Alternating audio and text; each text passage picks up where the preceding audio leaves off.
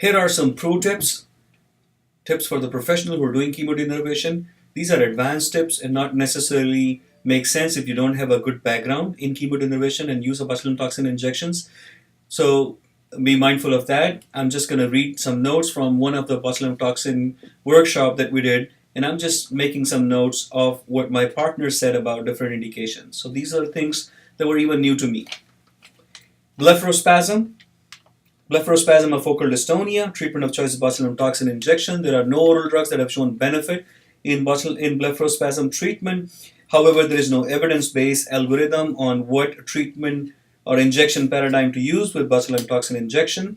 There was an interesting study by Kakmur et al., C-A-K-M-U-R, who compared the preorbital injections versus pretarsal injections, so injections around the eye and on the eyelid, and found that the pretarsal injection was enough alone to relieve the spasm of blepharospasm in their patient. They also found that if you do injections closer to the eyelid margins on the pretarsal injection, then they will have a higher risk of side effects such as blepharitis or weaknesses. Notes on lingual and oromandibular dystonia. A fixed dystonia may not be dystonia at all for lingual or oromandibular jaw movements and may be an orthopedic problem. There is usually involvement other areas, so oromandibular dystonias or lingual dystonias are usually part of a segmental dystonia or a generalized dystonia, so pay extra attention looking for other area involvement. There is a Glasgow benefit inventory that you can use for oromandibular and lingual dystonia. There's also an oromandibular dystonia questionnaire that you can use for scoring the severity of dystonia and looking for response objectively. There is no randomized controlled trial for any of these two dystonias, and there is no clear evidence.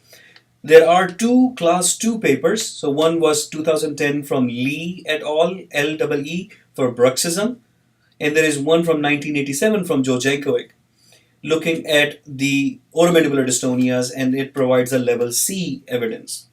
There's also some role of orthodontic prosthesis to be used for jaw dystonias. Now here's my notes from injections on limb dystonias. Limb dystonias are usually less common than other dystonias. Reiter cramp onset is usually age 45. Incidence is 2.7 per million. Prevalence is 68.9 per 100,000, so more common. Most common causes in upper limb dystonia for primary dystonias is Reiter cramp or focal dystonia. For secondary upper limb dystonias is usually stroke, cerebral palsy, Parkinson's disease, and corticobasal ganglionic degeneration.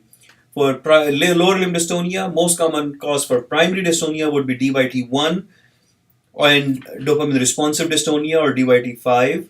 And for most common secondary causes for lower limb dystonia would be stroke, cerebral palsy, and Parkinson's disease. I would have a lower threshold for doing an MRI for limb dystonias because of the higher incidence of secondary causes. Anticholinergic medications such as Artane, trihexyphenidyl provide only modest benefit, more so in children. A baseline physical therapy or occupational therapy assessment for limb dystonias, both upper and lower limb, can help with the injection plan and follow up on treatment response. So good to have a partner who can work with you on that. Very good.